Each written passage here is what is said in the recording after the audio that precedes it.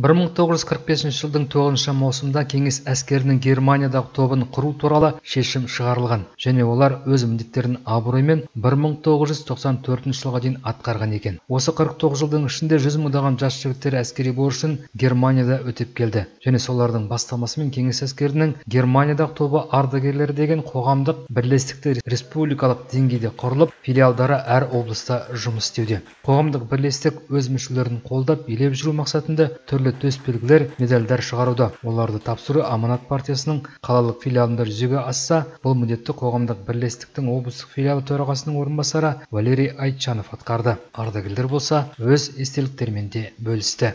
Вообще с Казахстана.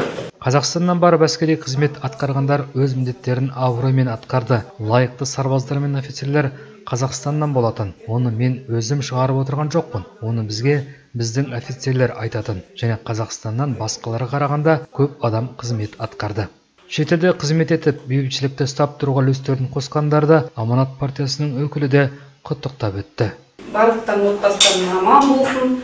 Сіздерге тек қана біз жастарға ғана аманат болыңыздар, соғыс болмасын, отанымыз тыныш болсын. Жаңағы білген білімдеріңізді жастарға өздеріңіз үйрете беріңіздер. Айтпады ғой, рухы бар деп қазақ елінің, сондықтан сол рухымыздан айырылмай біліміміз болсын.